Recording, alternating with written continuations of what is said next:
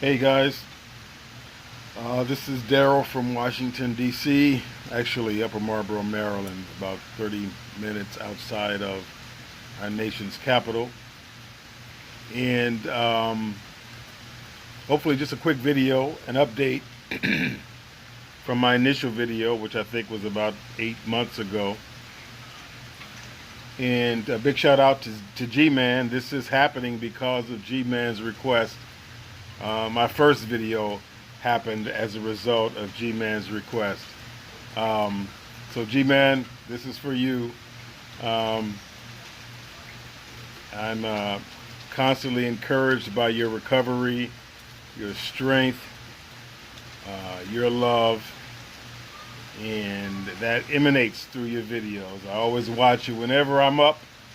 If I'm up and you're on, I'm on there with you, and I'm enjoying it. So. But I did have a couple of things I wanted to share. Today's what? I don't know, Wednesday or Thursday?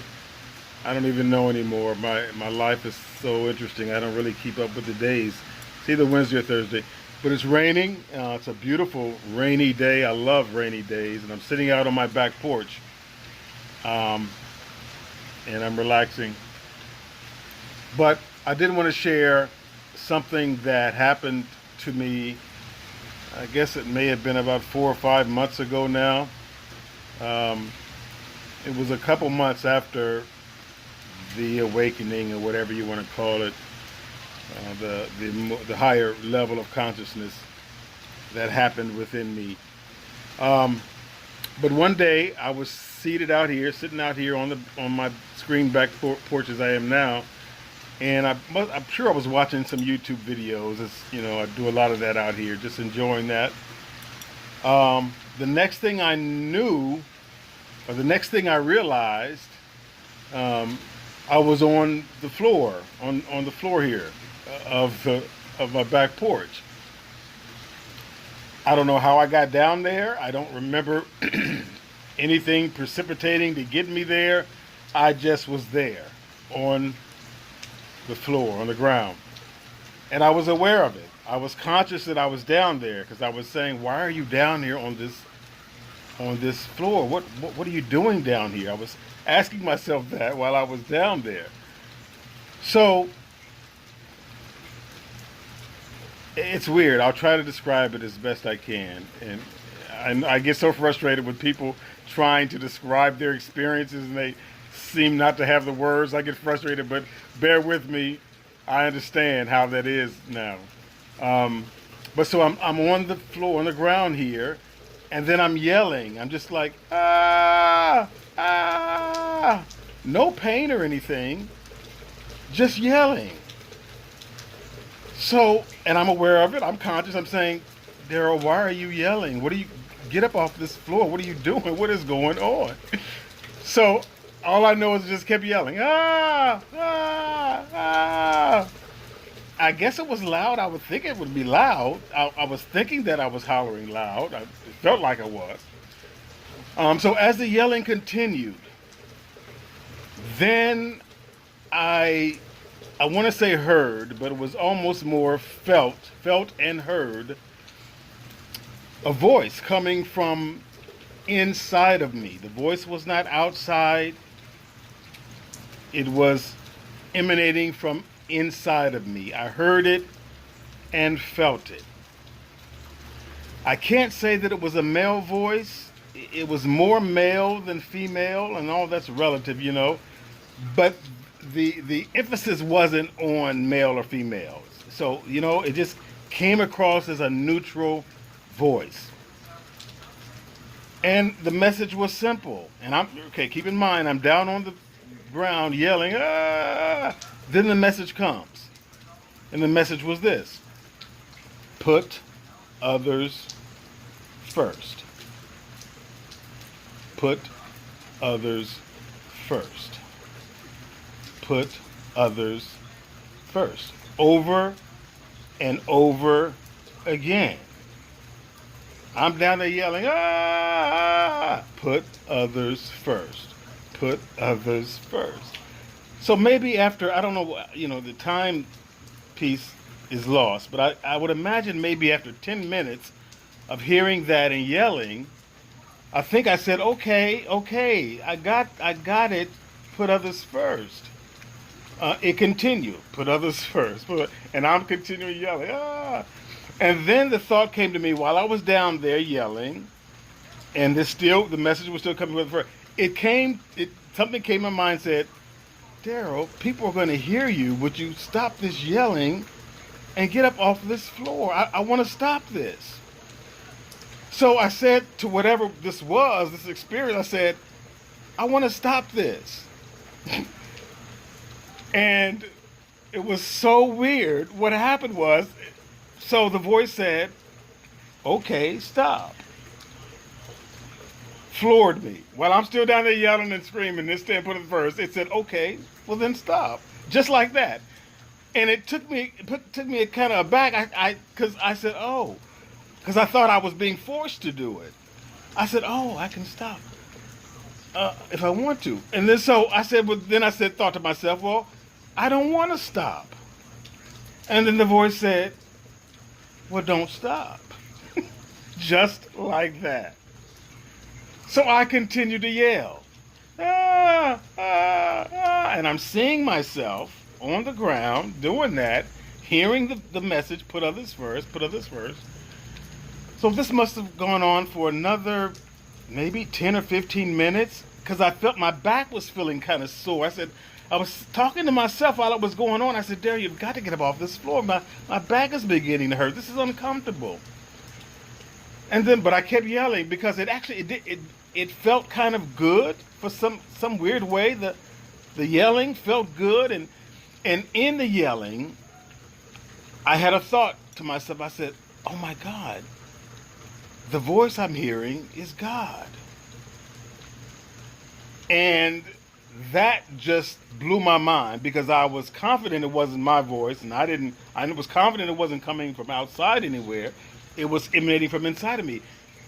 And I said, oh my God, God is talking to me. While I'm yelling, I'm hearing, put others first. And I'm still thinking, oh my God, this is God talking to me. So as I realized that, then the yelling continued, but it trailed off into like a laughter at the end of the. So before that, it was just like no pain, just yelling, crazy. But then after I realized it was God, source, whatever you want to call it, then it was more like it just trailed into this laughter. And then that went on for a while. Still the message, not stopping. Put others first. Put others first. And the voice of the message was authoritative, but not pushy, not forcing at all, but authoritative, but yet very calm. At the same time, it was weird. Put others first. Okay, so as I did that, the yelling trailing off to a laughter.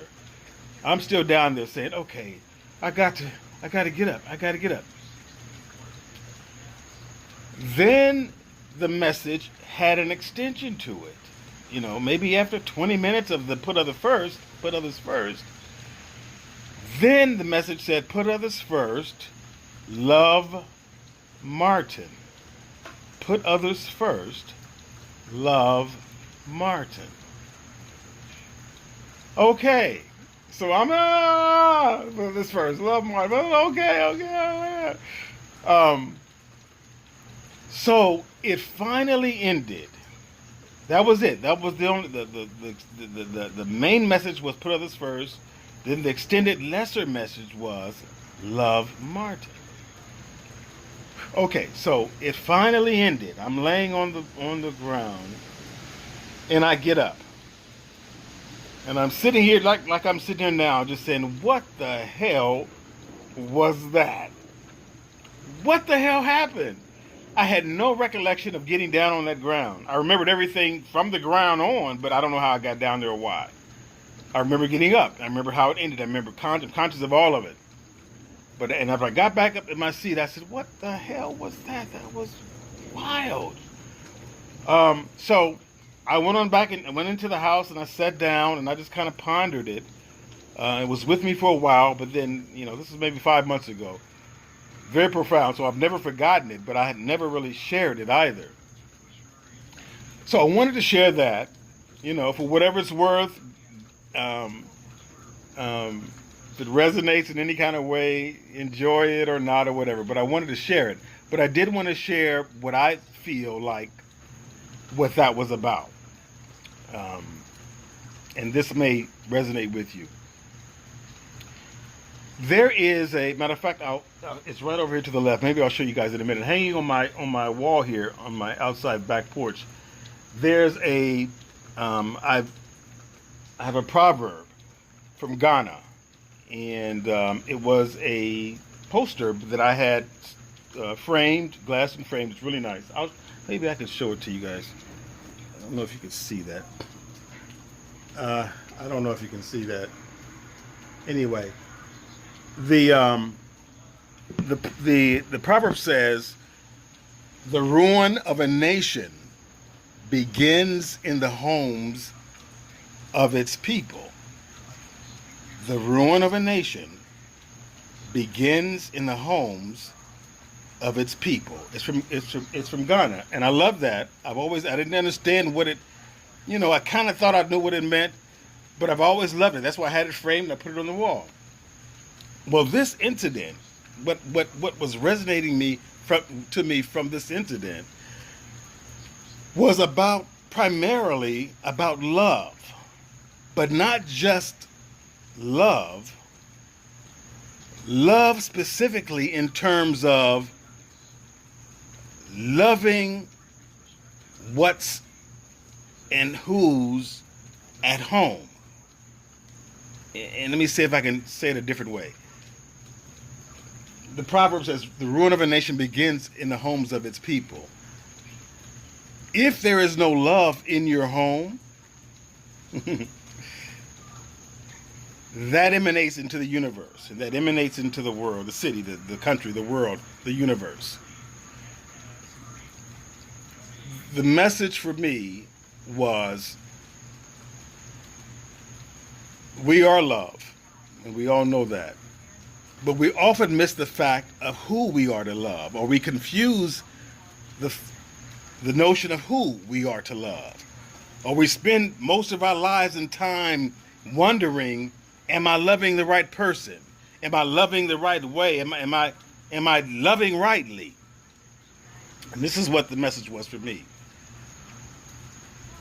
And if anything gets complicated for you, that's a sign that you're probably thinking too much about it. Your mind is taking it way further than it needs to be. You are love, right? The question of who to love and what to love is this, and this is what was most powerful for me. Who to love? Whomever you see in front of you. Literally. If it's your cat, love that. If it's your dog, love that. If it's a hummingbird that's flying across your path, it's in your path to be loved. Now let's take it a step further. Who do you live with? Oftentimes, the person that we love the most, or we say we love the most, gets the least love because of the proximity of where they are. They're right here in the house. I can love them anytime. I can love them tomorrow. I'm going to concentrate on loving my co-workers, my extended family. No. The ruin of a nation begins in the homes of its people, not in your workplace, not at church, not in the synagogues, in your home. Who has God placed in your space? That's who you love immediately. That's what you love immediately. It's there, and it's there for a reason. He's there, she's there, whatever's there. And you may be saying, oh, well, it couldn't be this person I'm with is horrible. They mistreat me, they whatever. that's fine. Then you can find a way to love them at a distance. But love them nonetheless. That's going to be the key to changing your situation. That's the key to every situation. So the message I got from all that on the ground stuff and all that love and all, put others first. I'm looking for who I need to love outside of what I see in front of my face. And so the message to you is, love the one you're with. Love the thing that you see. Literally. Right now, look around you. Is there any person near you? Love that. Is there an insect crawling around your foot? Love that. Do you feel a breeze blowing in your face? Love that. Do you feel coldness? Are you in a climate where it's cold? Love that. It's in your face. It deserves to be loved. Everything is love, and all it wants in return is love. So don't neglect the person that's in your life, in your immediate space. Don't assume that that person's okay, they got enough love because they've decided to be with you. No. That person is the one you need to love on the most, or that thing. Some of you may just live with a pet. Love the hell out of that pet. Every time you see it, love on it. Love it. So, hate to sound preachy, but I got some of that in my background. It's kind of hard to get out of that. But I hope you get what I was saying, and hopefully that makes some sense and resonates for you. And again, I wanted to do this because G-Man encouraged, so very encouraging and so lovingly and patiently ask us to do this. And every time he says it, my heart says, yes, I need to do this. But you got to find the time, and everything is perfect in terms of timing. I don't stress out over anything. Things happen and unfold as they're meant to do. And that's why I'm grateful that from my last video 7-8 months ago, however long it was, I think it was G-Man entitled it Confused and Loving It. I was very confused, and not that I'm unconfused now, but I'm much more clear about a lot of things now, about the essence of what I think this thing is about, and who I am in it. So anyway, I hope you guys get something out of that, and it wasn't a bore or waste of your time. I'll probably do another video. Every time I do one, I wonder why I haven't done more. It's not that big of a deal. So anyway, go in peace, and remember, don't look outside to love anything. What you're meant to love is whatever you see in front of your face. Literally. Try that. I guarantee you. You'll be blessed. All right, guys. Take care. God bless. Till next time. Hugs and kisses. Bye-bye.